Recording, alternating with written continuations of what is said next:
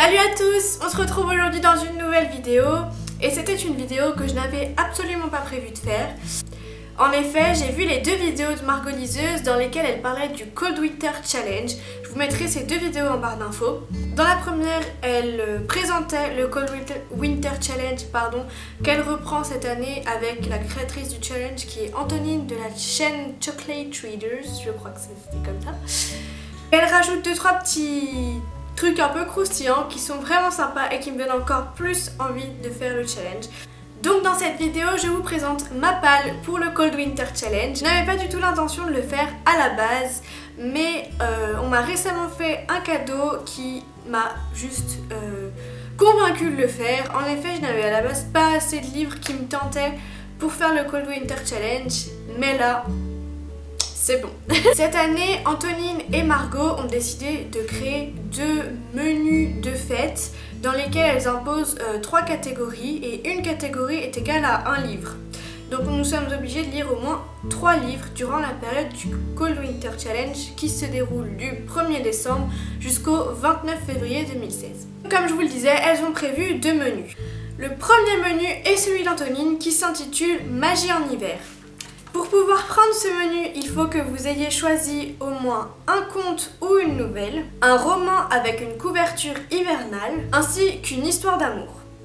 Le second menu, c'est celui de Margot de la chaîne Margot Liseuse. Pour pouvoir choisir ce menu, il faut que vous ayez une réécriture de conte, un roman prenant place à Noël, ainsi qu'un roman qui contient le mot glace, hiver ou neige. Enfin quelque chose en rapport avec l'hiver quoi.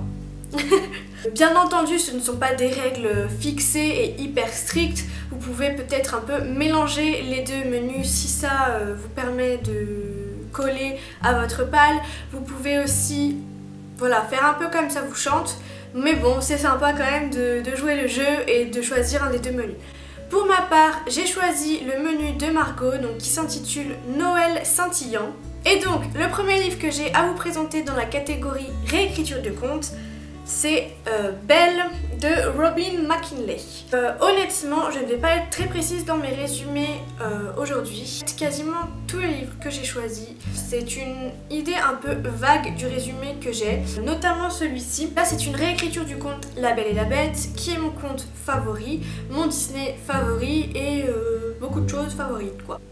Il ressemble beaucoup au conte initial, d'après ce que j'ai compris dans la 4e de couverture, et pas trop au Disney, voilà. Ce qui n'est pas plus mal finalement, puisque le conte de La Belle et la Bête, ce n'est pas le Disney. C'est de la fantasy, donc je m'attends à ce qu'il y ait pas mal de trucs vraiment magiques et féeriques dans ce livre. J'espère que je ne serai pas déçue. C'est le livre que je vais lire dans la catégorie réécriture de contes du menu Noël scintillant de Margot. Dans la catégorie d'un livre qui prend place à Noël, j'ai choisi le grand classique de Noël. En effet, ce sont les contes de Noël de Charles Dickens.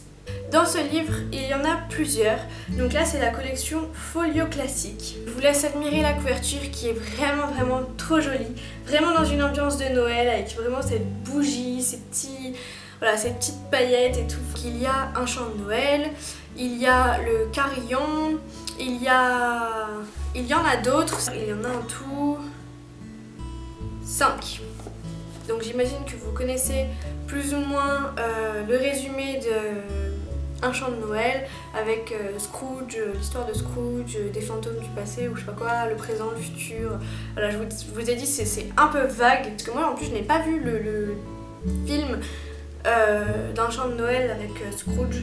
Dans la catégorie un livre contenant un mot comme glace, hiver, neige ou quelque chose de relatif à tout ça, j'ai choisi donc Les fiancés de l'hiver de Christelle Dabo. Et là, ce n'est pas vraiment une surprise puisque j'ai remarqué qu'il était dans énormément de palles pour le challenge. C'est un livre que j'ai envie de lire depuis plus d'1 an.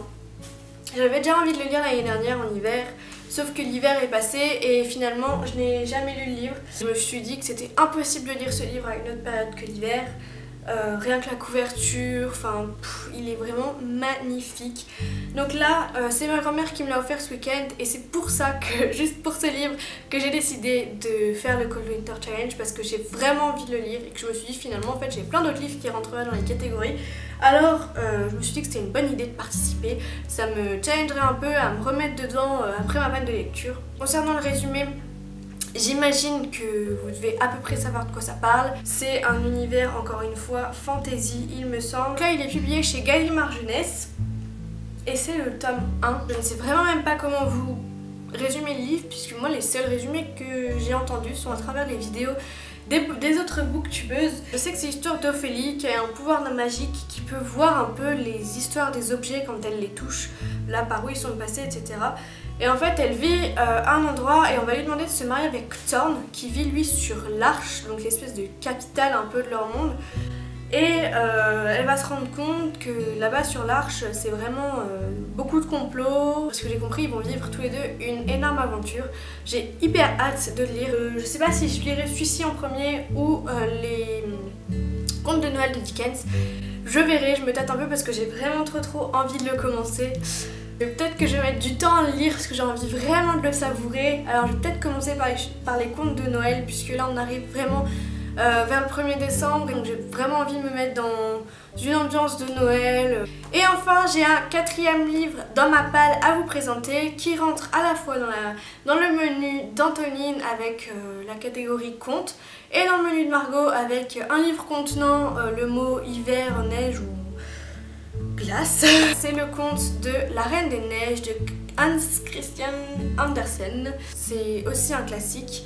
C'est un conte que je connais parce que je l'avais vu en dessin animé, mais pas le dessin animé Disney. Moi je le regardais en dessin animé, mais un vieux dessin animé, et qui parlait de la véritable histoire du conte et non pas du conte de La Reine des Neiges de Disney. Il s'éloigne tellement du véritable conte que je trouve que c'est dommage d'inculquer aux enfants un conte qui n'est pas le conte réel, puisqu'il n'y a vraiment pour moi aucune similitude entre le véritable conte et le Disney.